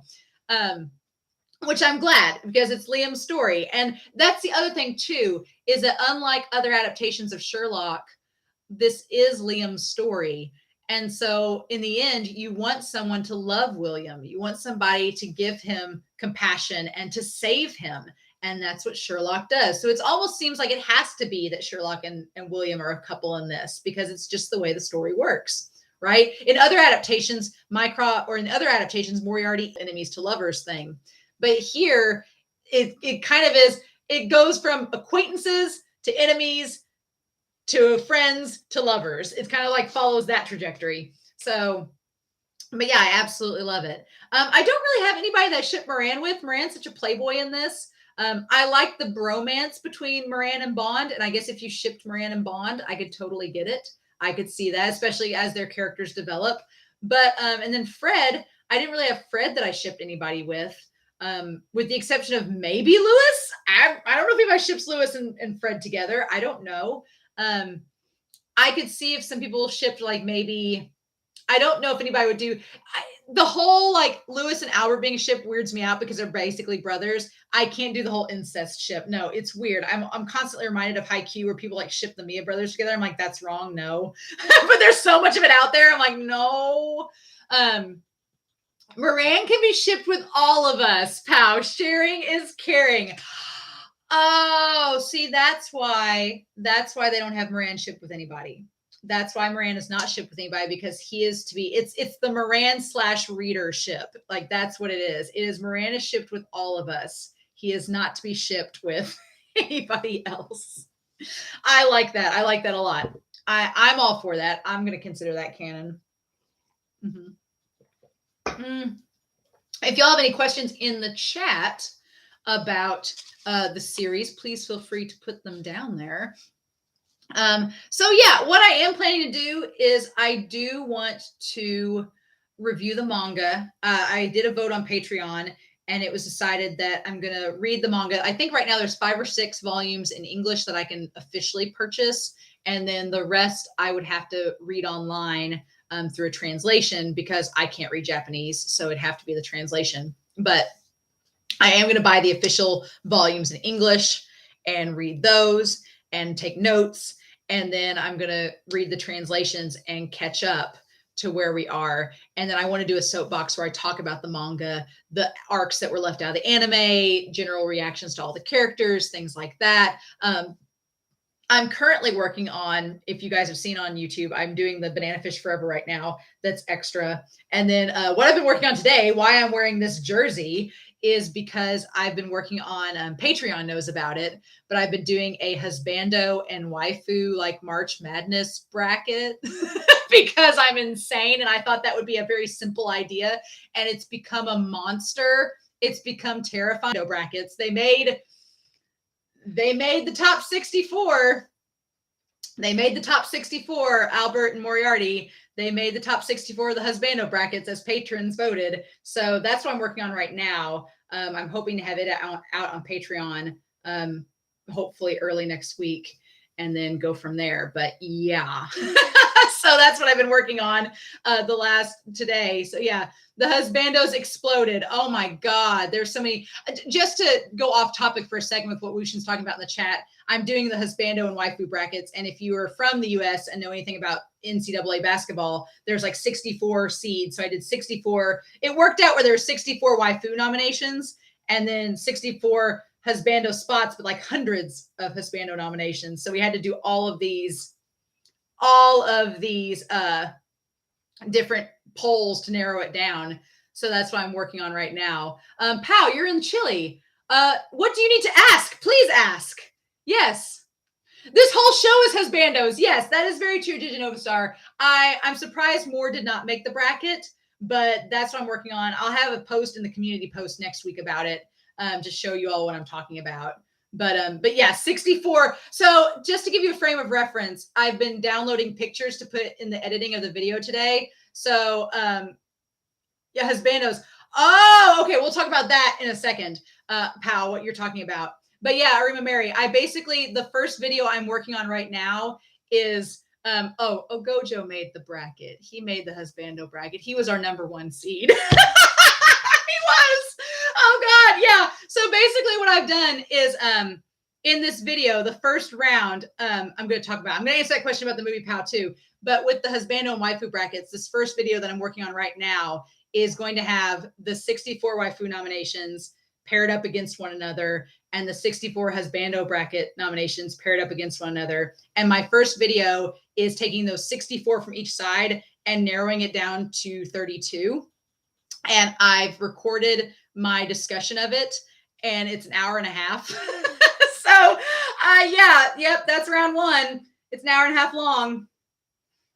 You shouldn't be surprised. But yeah, so I'm working on editing that today, so that I hopefully will have it out on Patreon next week and then the following week on YouTube. I intended to have it out at the beginning of this month, but March has flown away from me. So what can we do? But to answer your question, Paul, yes, I am going to react to Jujutsu Kaisen 0, the movie. I've not watched the manga. I've been spoiler free. I'm going to go in blind. I know it's out in theaters right now. I don't live near any major theaters that are playing it. I think the nearest one's like an hour and a half from me. So that keeps my temptation low. So I'm just going to wait until it comes out with English subtitles on streaming, and then I'm going to react to it. So I'm freaking excited. And then later this winter, season 2 is going to come out and I'm going to react to it. So I'm really, really excited about it. So that's going to be fun. But yeah, so speaking of coming out this spring, I'm going to be reading the manga. And so my hope is that by, hello, Bao, welcome to the live stream. If you have any questions, feel free to ask them in the chat. But I'm planning to do a manga soapbox about Moriarty the Patriot once I've read the manga. I'm going to probably start on that next month and start reading through the manga in April. And then my hope is there are 2 OVAs coming out at the end of April for Moriarty the Patriot. There's 2 different OVAs. I've not watched the previews for them yet. I figure as it gets closer, I'll watch the trailers for them and put them here on Patreon and YouTube. But when they come out with English subtitles, I am going to react to the 2 OVAs. So I'm really excited about that because that means we're not done with Moriarty. Not done with it. Still got more we can see. So I don't know what they'll be about. I'm assuming that the OVAs are going to be taking place before the final problem, probably about manga arcs that have been left out. I'm going to get rid of this. Yes. Okay. And remove that. Yay. So yeah, I'm pretty much planning on, the previews for the OVAs were out recently. So I figure as it gets closer, I think the OVAs come out April 27th. I think that's the release date for them. Hello, welcome. 3 Kama, hello. As the OVAs come out April 27th on a Blu-ray. So I think as it gets closer to them coming out, I'll be doing the previews. I'll do a reaction to the preview trailers. And then once they're out streaming with subtitles, I'm going to react to them too. So we'll still have more Moriarty the Patriot stuff. I'm still going to do a soapbox on the manga, still going to react to the OVAs. So I'm really, really excited about that. So I do want to open up for questions if you guys have it about Moriarty the Patriot. We've talked for about an hour and 15 minutes. And I do still want to talk about the series that's going to be replacing this one here in a little bit, but I wanted to save that towards the end. So do you all have any questions about Moriarty the Patriot, about the characters, about anything like that? I'm so sad this is just a 1-season series. It's so sad because I feel like that, and it is an encapsulated story. It starts and ends to where I'm like, okay, yeah, they could just make this 1 season, but I'm really sad. I'm hoping if anything, they just do more OVAs. Even if they don't give us a 2nd season, give us more OVAs, more stories with our murder boyfriends. I'm all about that. I would be totally fine with that. But yeah, so while I'm seeing if any of you all have questions in the chat, I am going to talk about the next series that I'm going to be watching starting next Thursday. Next Thursday around noon. So the whole reason I started watching Moriarty the Patriot to begin with was that I was reviewing Slam Dunk on Patreon. I started my original channel back in May of 2020, which it seems weird that it's been almost 2 years ago. That's weird. It's kind of crazy. But I started my original channel back in May of 2020. And so I was doing, yes, I know, right? Yeah. Don't look at Did You Know Star there. So I started my channel back in May of 2020, and I was reacting to Slam Dunk, the manga, and I was putting my manga reactions on YouTube. And because I was a simpleton and a new YouTube person and didn't understand what copyright was, because, why not? Around December of 2020, my channel got taken down because all of the Slam Dunk manga reviews got flagged for copyright. So I completely restarted the channel. And back in December of 2020, and have gone since then.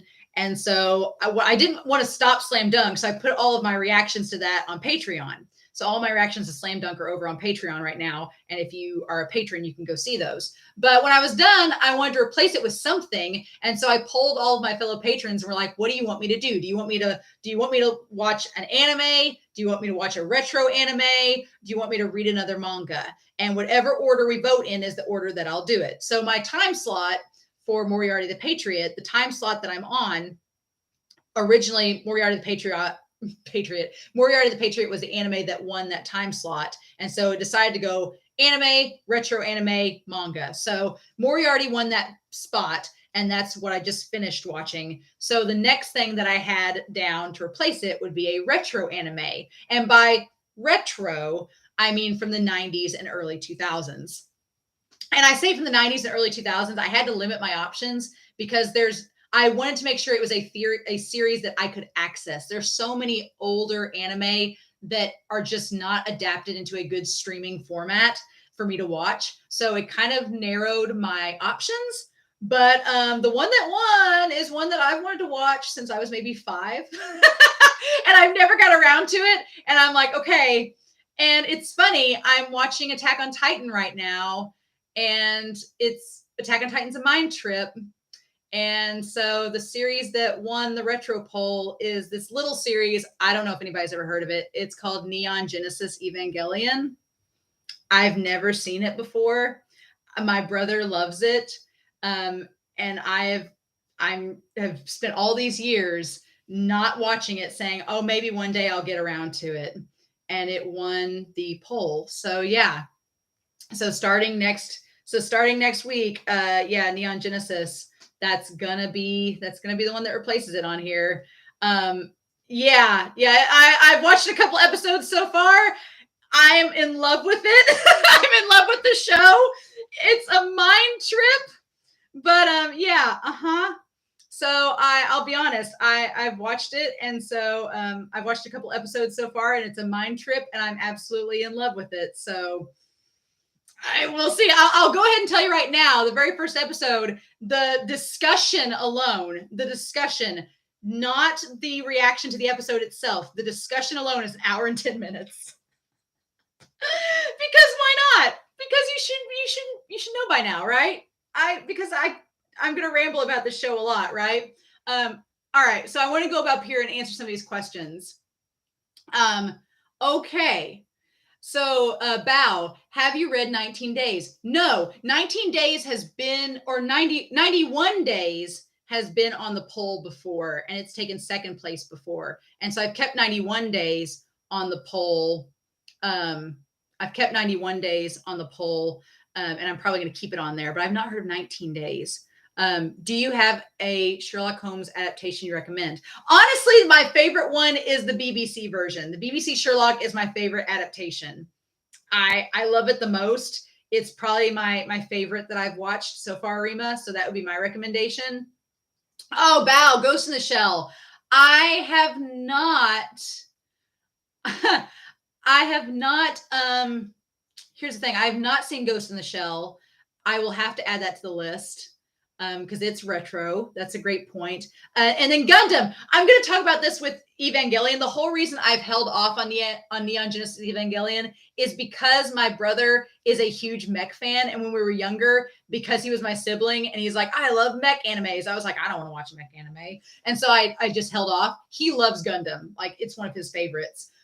So I will probably add, because I love Evangelion so much so far, I'll probably add Gundam to a future poll because I'm like, it's great. But yeah, did you know, Star? It is major Attack on Titan vibes. I was always told this was like the Attack on Titan of the 90s. It is. I totally am convinced that it is. Very, very different. Very different, but it's so psychological and trippy that I'm already like, Whiteboard Coon is getting a workout. I'm just so excited. So excited. And so let me see, pal. I went Sherlock mode and saw that you gave 9 points. What characteristics does he need to have a 10 point? Or like for Yona, for example, that Moriarty missed. Okay. So, all right. Okay. So to answer Pal's question, I did give Moriarty the Patriot a 9 on my anime list, and instead of like a 10 with Yona. Look at Marima Mary's comment about a brother. Yeah. I would say the one thing keeping Moriarty the Patriot from having a 10 for me is that I can tell that there's stuff left out of the manga, that there's some characters that I feel like were not expanded upon, like some of the other characters in other shows have been. Like, it was very clear to me, like in some of the episodes, I was like, oh, why was this plot line cut out? Why did we go from here to here? I think the Sign of Mary is probably one of the bigger moments where I was like, oh, okay. I feel like if I'm going to compare Yona the Dawn to Moriarty, because I started those series at the exact same time. I started them both at the same episodes. I did give Yona a 10 too. I feel like Yona's storyline and characters it's such a more complete story at this point when the anime ends than Moriarty is.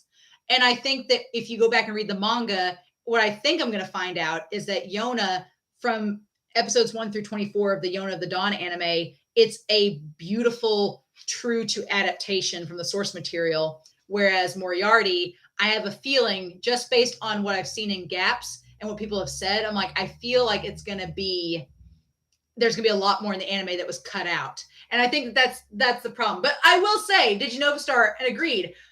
Yona and Moriarty, they've been some of the better ones I've watched in a long time. And I loved Moriarty. This is probably my favorite adaptation of a Sherlock story that I've watched. And it does so many good things. And it's one of those things where I know the last 4 episodes, I'm going to go back and rewatch these so much. I don't know if you know how many times I've rewatched the last episode of this series. It's been a lot. I've rewatched the last episode many times. Because it's like a comfort. It's that comfort, that very end with them. I'm like, it's such a comfort. I love it. Okay. Real quick. So, life outside of anime reactions. What is life outside of anime reactions? What is that, Ushin? I don't know. So 19 Days is a manhwa. Okay, 91 Days is the anime. Oh, so they are different. Oh, interesting. Bao, I will put 19 Days on my list now because I did not know that.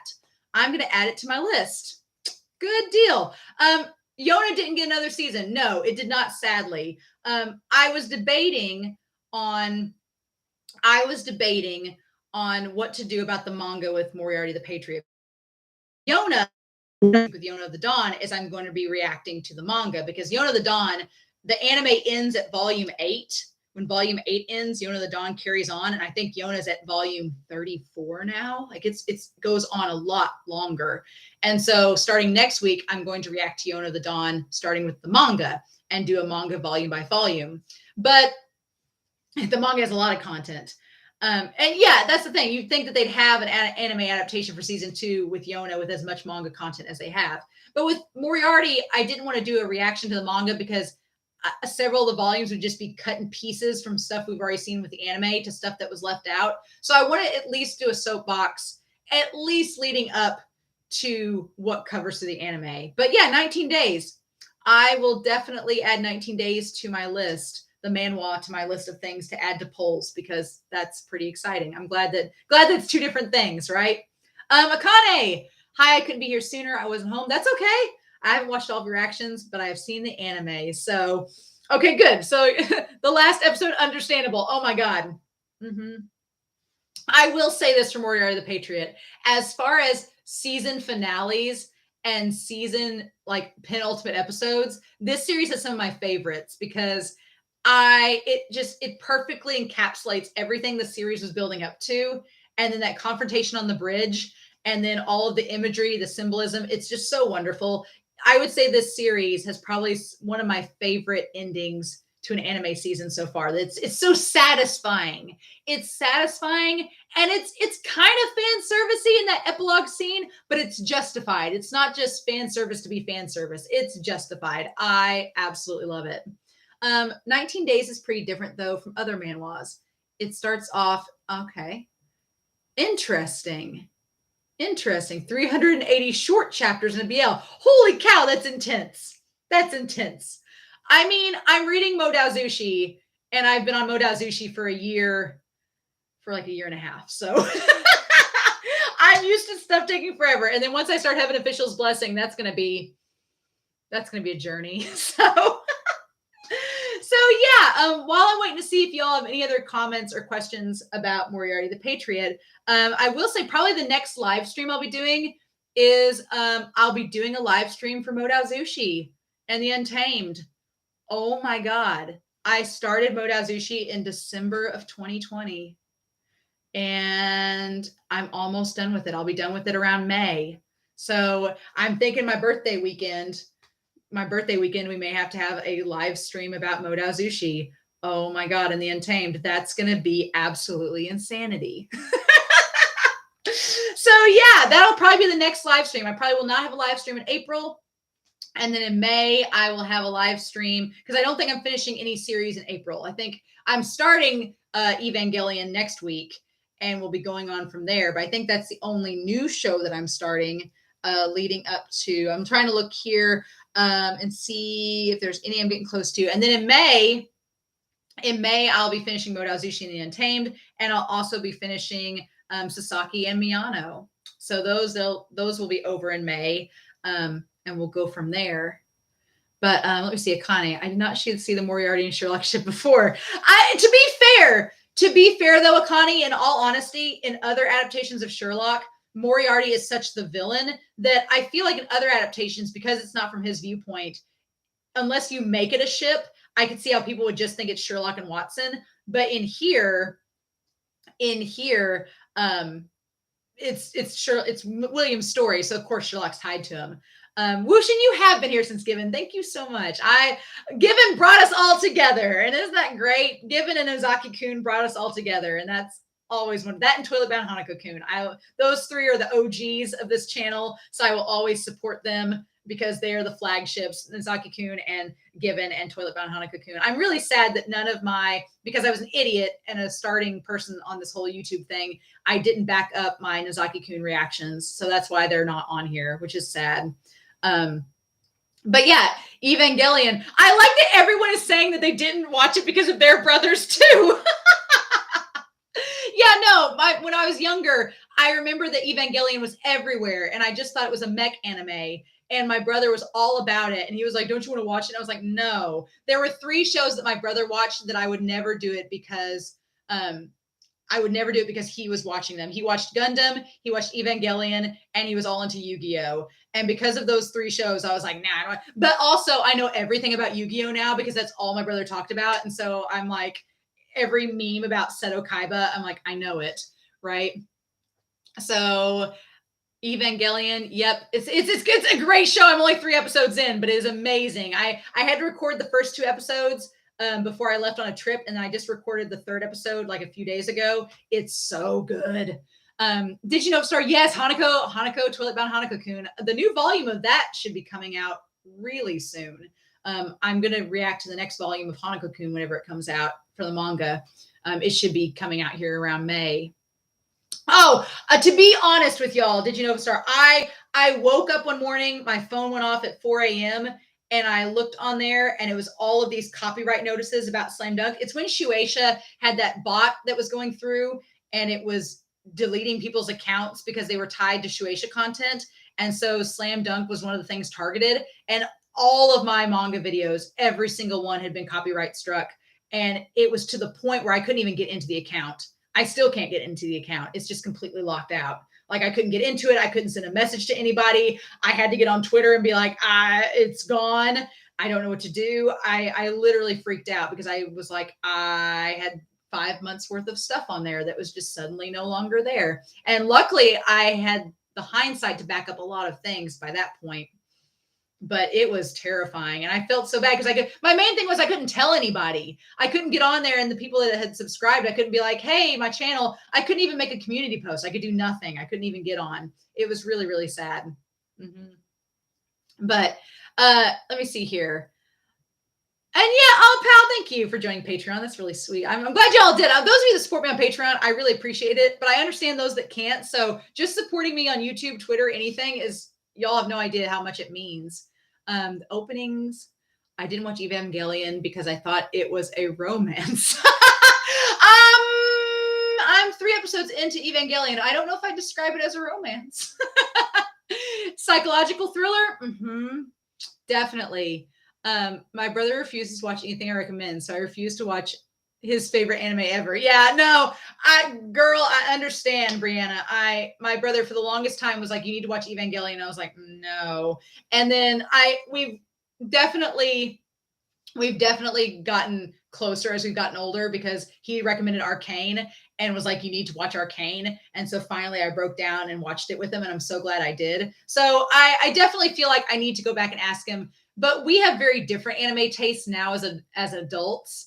That there's some shows he watches that I'm like, there's no way I'm probably going to watch that show because it just seems like it's not I don't think my brother will ever watch. My brother would not be into Skate the Infinity, even though it's one of my favorite anime. He would not be into it. That's not his. And my brother likes like shows like Baki. And I've watched like part of a clip of Baki with him. And I was like, no.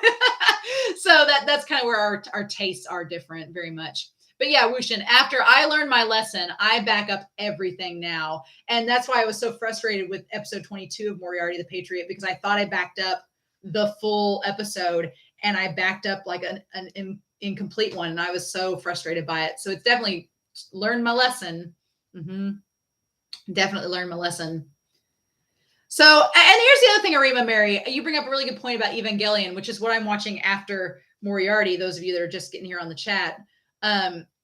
I think that if I'd watched Evangelion or Attack on Titan years ago when they first came out, I think I would have been confused by a lot of things. But I think time has done me good in the sense that I'm older. And so I feel like I can go into these series with a little bit more of a critical eye than if I'd watched it as a teenager and would have been like, what? Because I do remember reading the first chapter of Attack on Titan and being like, nope. Not at all. And so I am glad. I am glad. So wait, your brother Brianna refuses to watch Jujutsu Kaisen and Demon Slayer? Oh no. If he likes Naruto, see, and that was the other thing. My brother was a big Naruto fan, and I refused to watch Naruto for so long. And then I got the flu one year and I was in bed for a week. And my friend from college was like, you should read Naruto. And I was like, okay. And so I remember sitting in bed with my laptop, like going chapter by chapter online, being like, I read Naruto in a week, the entire series in a week. And it was a mind trip. And I was like, ugh. But yeah, so I am Evangelion. I feel like if you like Attack on Titan, just from the 3 episodes I've seen of Evangelion so far, I feel like you'll like Evangelion if you like Attack on Titan. But I'm only 3 episodes in. I saw my brother the other day and he's like, how's Evangelion going? And I'm like, oh, I'm 3 episodes in. And I was like, it's going to have a happy ending, I'm sure. And all he said was, happy ending with a lot of trauma. I was like, oh no. Anime gives you a happy ending. You've got some trauma that you go through along the way, but then it gives you a happy ending. That's how I am. I am the type of person that I want a happy ending. I could do the tag on AO3. Let me see if it's my connection's trying to reconnect. It says my connection is unstable, so hopefully it will not go out. But I am the type of person that I like a happy ending. So I'm the person on AO3 that's looking for angst with a happy ending. So like I can deal with some angst, but there better be a happy ending. And if there's not a happy ending, then I'm gonna be like, okay. So if you've watched other series with me that did not have happy endings, you know how that went. So I can name at least one, but I don't want to spoil anybody on here if they've not seen it. But let's just say I'm watching the alternate universe ending to it right now. So there's that. But yeah, I don't want any spoilers, but I've heard that it's an interesting show. So starting next Thursday at noon Central Standard Time, I'm going to be reacting to Neon Genesis Evangelion. That's going to be replacing Moriarty the Patriot. And then once I'm done with that series, then the next thing to replace it will be a manga. So, and I'll probably include manhwa. So I'll probably include 19 Days in that, Bao. I'll probably put that in there. So yeah, when I started out the series, I told my brother that Evangelion won the poll. And I told my brother that Evangelion won the poll, and he was like, your viewers want you to lose all of your sanity, right? So I was like, what does that mean? And he's like, no spoilers. And so I was like, So that's where I'm at. But yeah, luckily with Moriarty the Patriot, that did not happen. This story had some angst, it had some darkness, it had some heavy themes to it. I was also surprised in this story with Moriarty the Patriot how heavy the themes got at times. Like, not afraid to kill a child. Let's talk about, I didn't want to bring up Sam in all of this, old baby Sam, but this series was not afraid to include child murder. And I was like, whoa, okay. Like, you had Moran in the story that was kind of like had this, the show wasn't afraid to show like more sexual mature content and go into themes about into that. But as far as this show goes, the moment that they basically killed Whitechapel's brother, I was like, oh, okay. And when William is about to stab the one noble and the kids stand in front of them, I almost thought William was going to kill them too. I was like, is this where we're going? Because this show is clearly not afraid to do it. So I've heard the manga's darker. I'm definitely looking forward to that. But yeah, like Wushin says, Moriarty had lots of ships to keep you warm. Yeah, exactly. Like there was darkness and angst, but at the end, happy ending. So to go back to the chat here, and now in college, yeah, I feel like watching a series when you're younger and it kind of doesn't resonate or connect, then when you rewatch it as an adult, it's a huge thing. Like I'm rewatching Yu Yu Hakusho right now, and I haven't watched Yu Yu Hakusho since I was a kid. And so rewatching it as an adult, there's so many things I missed that I'm like, oh, okay. Wow, that went over my head when I was 12. That I'm like, oh, now I'm watching it going, oh yeah, that makes a lot more sense now. Arima Mary, will you watch End of Eva as well as the last 2 episodes? So I'm going to talk about the viewing order. I have added one thing to the viewing order. What I'm going to do is watch the original series, the first 26 episodes as they were originally presented. I know there's controversy about the last 2 episodes. I don't want spoilers, but I'm going to watch the first series, and then I'm going to watch End of Evangelion, and then I'm going to watch the 3 Rebuild movies in a row, and then Thrice Upon a Time. That's the only addition, is that Thrice Upon a Time is going to be added to that. So I just found out on Patreon through the Discord that Thrice Upon a Time is on Amazon Prime. So that is my goal. I read a viewing guide that was like the first part of Death and Rebirth is a recap, and the second part is basically End of Evangelion. So I was like, I don't like recaps, so I'm like, I'm just going to skip that. And yes, Kuroko no Basket. Whenever I'm done with Ace of the Dawn, it'll be on that. It will definitely be on the poll for that series, and that'll be ending by like I think this summer. Ooh, there's gonna be a lot of. I've been watching a lot of long series on this channel, like Modao Zushi, Attack, and they're gonna be ending around. Well, Attack on Titan's not gonna be ending because the show's not done. I'm gonna be caught up by then, and then wait on whatever they do with the final chapters, however they're gonna adapt it. But I'm going to be ending or catching up with those series this summer. So it's kind of crazy, right? But yeah, so Innocent Manga by Shinichi. Interesting. Okay, Val, I'll have to put Innocent Manga on there as well. I'm going to write these down real quick so that I don't forget. But Innocent Manga. Okay, cool. Oh, Okay, so would you ever be interested in watching live action Japanese shows like Alice in Borderland? I feel like that's something I'm going to have to slowly ease myself into. I'm going to ask Patreon, but I was thinking that when Sasaki and Miyano is over, possibly doing a live action BL and a live action BL poll. So maybe doing things like Cherry Magic on that poll, Word of Honor, some series that I've been recommended. I've been recommended a lot of Chinese live action series that are kind of like Modazushi, like The Untamed. And I've heard Cherry Magic, the live action is really good fit. So I think that when Sasaki and Miyano is over on Patreon, I may do a poll for that. I'm going to ask everybody on Patreon if that's what they want to do. I feel like if you're a patron, people are paying me to watch things. So I want to do stuff that they want me to watch. So I'm probably going to poll Patreon about that. But I do want to slowly ease more into it. But there's so many anime and donghua that I've not seen. I don't want to get off of that and away from that.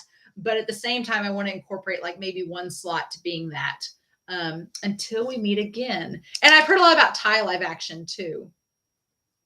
But yeah, I'm going to write that down as well. So yeah, there's a lot of things I want to do.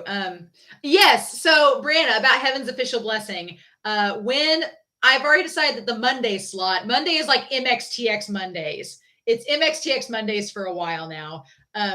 When Modazushi and The Untamed is over, the only reason I even started The Untamed, I wouldn't normally have watched a live action series, but The Untamed, since it was connected to Modazushi and I wanted to have the complete Modazushi experience, I included The Untamed in there. But I am planning on doing a Heaven's Official Blessing, starting with season 1 of the donghua as soon as I'm done with Modazushi and The Untamed fully. So that is a definite. That's going to happen this summer. It's going to happen in May. By the time May gets here, I'll be starting Heaven's Official's Blessing. It's my birthday month. So what a better birthday gift than to start Heaven's Official Blessing. I've been waiting like 2 years to watch it. So there you go. Akane, yes, I have watched Perfect Blue. It's so crazy. But unfortunately, it has been copyright struck here on YouTube. It was copyright struck before Slam Dunk was. So it's on my Patreon, unfortunately, but I can't put it on YouTube because it gets copyright struck instantly. Even when I did the link to go off site, it was still copyright struck. So I don't know what the deal. The company that has a license for Perfect Blue has a really tight grip on the copyright for it. So I'm like, I don't want to chance it.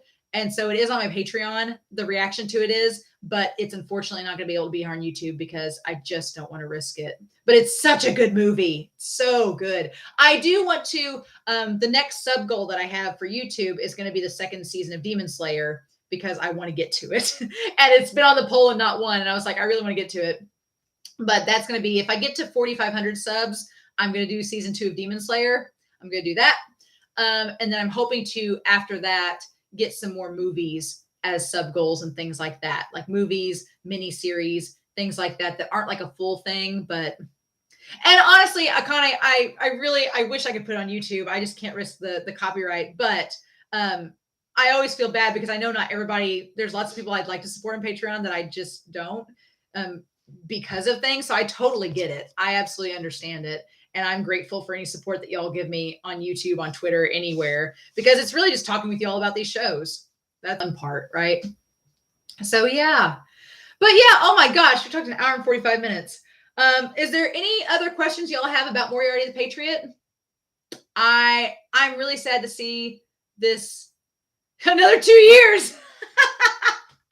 I'm going to be doing Heaven Official's Blessing starting this May. And then when I'm all done with it, I'm going to be doing, oh no, Lolly, we're towards the end of the chat. I'm so sorry. I am going to save this though, so you can go back and watch it though. But I am asking if people have questions about Moriarty the Patriot and about the series in general, about any of the characters. Oh yeah. Ooh, okay. Did you know, Basar, do I have a favorite character? No one asked that. Okay. I feel like if I say Sherlock, that's so generic. I would say, but honestly, anytime Sherlock was on the screen, he stole the show for me. But I'm just such a big Sherlock fan that should be expected. I guess if I had to pick a character that I was surprised the most by in this series, it would probably have been Lewis and Bond. Their characters I was really, really surprised by. I thought their characters were going to go in different directions, and they did. And they ended up becoming characters that were a lot better than what I had anticipated. So for manga, I'm looking at Connie. For manga, I think you would like My Brother's Husband. Oh, nice. I'm going to write that down. I'm going to have to make a note of these recommendations y'all have so I can keep adding to my list. I always love adding. I have a giant spreadsheet of just anime manga people have recommended that I'm just going to slowly. I think My Brother's Husband has been added to that before, but I'm going to include it anyway just to make sure. Yeah, Lolly, I'm going to save it on YouTube here so that you'll be able to go back and see it. But I'm always like, no. And then no Wadachi. What's your favorite original character in this adaptation? Ooh, oh man, I don't know if he's original or not. I don't remember him from any adaptations, but Herder, the one that gives the ammunition and the weapons out to all of the other characters. I think he's in the original story, but he's not a character that really sticks out to me in the other adaptations. So I liked his character in this. And I like the end that he seems to be bonding with like Bond and the others. Oh, did you know, Star? The Yona manga, I have read volumes 9 and 10 so far. It's amazing. I've not been this hyped up for a manga reaction in a long time. Like volume 9 came out on Patreon yesterday and it was fun, but I'm going to say volume 10, my heart, I was like, I freaked out and fangirled so much. And I have a feeling that's going to be me throughout the entire Yona of the Dawn manga. It's just so freaking good. And yes, yeah, Bao, that's the other thing about the Moriarty manga that I'm excited about is everyone has said, they're like, there's so many good parts of the Moriarty manga that the anime cut. And I'm like, that's another reason it's like a 9 for me. I'm like, I just need to see this now. So that is going to be my goal. Probably around April, I'm going to start reading the manga and taking notes and recording things. And then hopefully by the time the OVAs come out with English subtitles, I can do that and like a soapbox of Moriarty the Patriot, the manga. So we're not done with Moriarty content. We still got a ways to go. It's just, we're going to take a hiatus for now and then touch back on it, come May. So any other questions y'all have in the chat? Bond's such a good character in this series. So good. I'm so pleasantly surprised with where his character went by the end of it. And I'm really excited to see how some of the moments are drawn in the manga, because I did go back and read, I think it was chapter 31, right before Milverton's death, or right after the Whitechapel storyline. Someone told me to read chapter 31 of the manga. So I did, and saw their little date moment. And it was wonderful and glorious. The animations and the drawing style was so good that I'm really excited to see it actually take shape in the manga when I read it entirely. So yeah. But oh my gosh, this has been a lot of fun. I wish I had more to say, but this is probably, I feel like this live stream has covered like the least amount of content they've had. I wish there was more Sherlock content. I do recommend if you've not seen the BBC Sherlock, definitely go watch the BBC Sherlock series. It's great. Miriam, to replace Moriarty the Patriot, I'm doing a retro series. I'm doing Neon Genesis Evangelion. So that's going to be a trip. It's going to be a trip indeed. And then as far as other adaptations, this is so like cliche, but The Great Mouse Detective. I love that movie. It's ridiculous. It's ridiculous, and I love it. It's from the 80s. It's from, early, I think the 70s, but it's great. Yeah. Neon Genesis Evangelion, 1995, baby. We're gonna party like it's 95, which is almost 30 years ago. Crazy. But yeah, the BBC Sherlock, I would recommend it. Great Mouse Detective. There's lots of older series that do adaptations of Sherlock, but the BBC one is so good, and I like how it's. And then I like the movies with Robert Downey Jr. Those are fun. They're more action oriented than the entire detective work, but Evangelion, y'all. I remember seeing posters of that girl in the red suit over and over again as a kid in all of like the comic book stores and everything, but I never got around to watching it. So yeah, I will say for Evangelion, I've watched 3 episodes so far, and the shortest discussion, not including the reaction itself, the shortest discussion has been 1 hour and 10 minutes. And then the reaction I just did a few days ago for episode 3, the discussion was 1 hour and 20 minutes. So it's basically, I'm going to be rounding out Attack on Titan, and Whiteboard Coon thought it was going to get a break. Whiteboard Coon thought it was going to get a break. It was like Attack on Titan's almost caught up, going to be done. And then I bring in Evangelion, and Whiteboard Coon is just like, bring it out again. It's like, nope, no chance. I also, I'm going to have probably a video in the next couple of weeks that where I work at the college that I work at. They recently had this giant bulletin board. And by giant, I mean, it's like 6 foot tall, 6 by 4 feet. It's huge. And they were like, I'm going to throw this away. And I was like, no. So you may see, when I do the final recap for part 2 of Attack on Titan season 4, we may have Conspiracy Board Sama.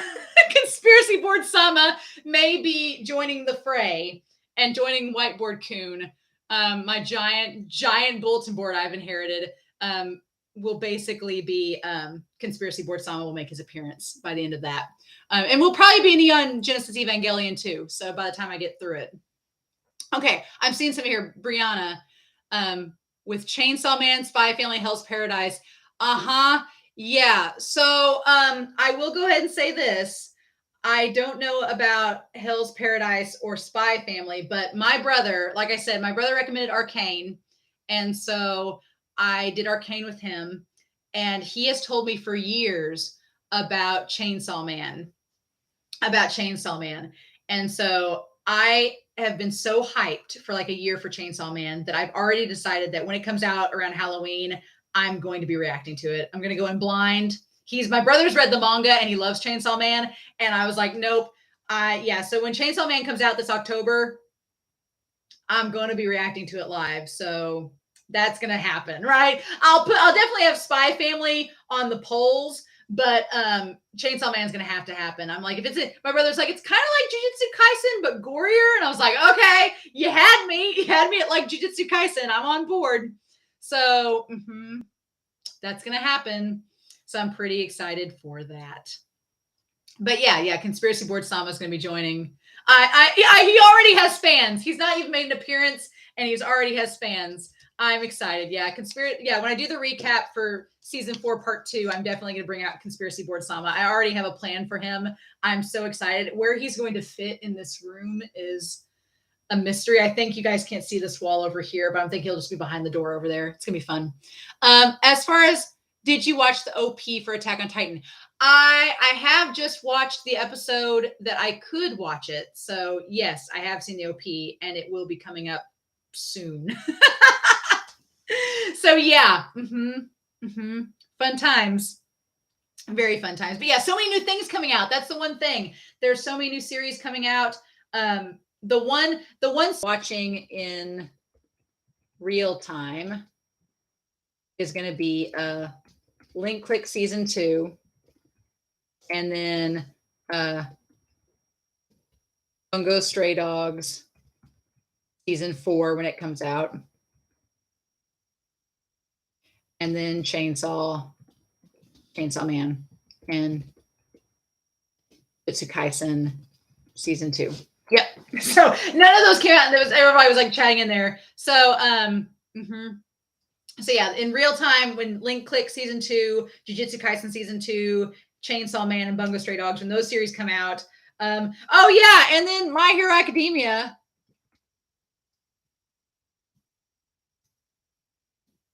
When will things just like everything's gonna catch up? Yeah. So, and then as far as okay, straight question: will you watch Sasaki to Miyano's OVA when it comes out? Yes, I have it on my anime list, Arima. I don't know when it's coming out though, but when it does, absolutely. Yeah, absolutely. The one thing is that we know for sure when Jujutsu Kaisen, Chainsaw Man, and My Hero Academia are coming out. Those 3 are pretty much set in stone. But I am a manga reader for My Hero Academia. That is the one series I'm not going in blind on. I am a manga reader for My Hero Academia, so I know what that's like. But it's fine. You know what? I feel like every fandom has toxicity. The only exception is, I think the only fandom without toxicity may be the Skate the Infinity fandom. And that's just because it's Skate the Infinity, and how can you be toxic with that? So I think that's the only exception. When does it comes out in July? Good. So yeah, when the Sasaki to Miyano OVA comes out in July, I will definitely be watching it. Absolutely. And then will you do any BL manga again? Yes, I am planning, like, trying to get, as we go through the year. I don't want to wait for another Janu Yaoi. I want to get some more in. So there is going to be more BL throughout the year. It's just trying to get one project done and start another project. That is the thing. And then Jujutsu Kaisen Zero movie, that is going to be reacted to when it comes out. God, I need Escape the Infinity season 2 really badly. I'm hoping with as much press as it's gotten that they're going to do something. And then one day when I'm 84 years old and about to chuck my stone necklace into the ocean, Mappa will finally finish the Yuri on Ice movie and I'll be able to rest in peace. One day it will happen. One day I will get that movie, but it's like, Mappa, stop taking on more projects. Stop taking on more projects and finish the ones you have, please. Oh, links. I do need to do. Oh, okay. See, I'm going to talk about free. Yes, I am going to talk about free. So yeah, let me see. I'm going to write links down too on here. Wushin, while you're on here. By Kizu. So to answer your question, Z, about the free movies. Oh my God. So there is, when I'm done with this current project that I'm working on, it was a Titanic reference, Akane. You are absolutely right. I'm glad that someone got that. But yeah, related video. I'm actually in the process of working on it. I'm going to do one more free related video, and then hopefully by April or May, my hope is, and my stream is like disconnecting, so I want to wait and make sure it's connected as I say this. So my goal is though is that see you, Brianna. We're gonna round out this chat here in just a minute. But my goal is that I'm working on a project right now. Once I'm done with that project, my goal in April is to did you know Star? Oh, friend. Yes. My goal is that in April, when the final movie comes out with official subtitles, I'm going to be watching Final Stroke Part 1 with English subs. I've got one more free video that I need to do first. I'm going to do that in April. And then once that video is out, then I'm going to watch the movie. I'm going to watch Part 1 of the Final Stroke. And then whenever the Final Stroke Part 2 comes out with English subs, I'm going to watch it too. There is no way for me to physically describe in words the hype and excitement I have for the free Final Stroke movies. I've been holding it in. I've been busy with other projects intentionally because I'm like, just be patient. It's going to happen. But when I get to that movie, it's over. It's over. Free is one of my favorites. And so I actually, the other day, I can show you all this. I finally went out and bought the Blu-ray for Dive to the Future the other day. I've had it sitting next to me for like a week. I haven't had time to watch any of it yet, but I wanted to watch it before I do my final video before the Final Stroke movie. But that's great. And then what is this? A BL section on the Discord. You know what? I may just make a channel on the Discord for Patreon where it's just BL general recommendations and discussion. That might be, it'll have to be, spoilers will be interesting. That's the only thing, is I don't want people to get spoiled, but y'all know how to use spoiler tags, so it's fine. But yeah, y'all, we did it 2 hours, and I feel like we've talked about Moriarty the Patriot. We've talked about a lot of other things too, but y'all, I'm so glad you decided to spend a couple hours with me talking about. We're not done with the Moriarty the Patriot content. We still have the manga. We still have the Genesis Evangelion. And I'm honestly super excited for the next couple of months because there is so much good stuff that I have planned to watch. And I'm really, really excited. So I'm really excited. So I hope you all are too. thank you all so much for taking time out of your day to come and chat with me about this series. I love it so much. I love it so much indeed, but I'm on a husbando and waifu bracket. So I'm going to go off and work on that. There's going to be a post about it on the community post here on YouTube within the next couple days. So there's that. But you guys will know about it then. But or you can go back and see this chat to see me talk about it early on. But yeah. The link to the Discord is if you are a patron. That's my only thing. So if it's $1 on Patreon. Yeah. So there's that. I'm sorry if you don't have the funds to afford it. It's totally fine. But you can always make recommendations on Twitter if you want to send me a DM on Twitter about it. If you want to like do a little tweet about it or anything like that, or any in the comments, that's great too. But thank you all for being so kind and supportive, whether it's on YouTube, whether it's on Twitter or Patreon. I really, really appreciate it. But see you, Wushin. See you guys.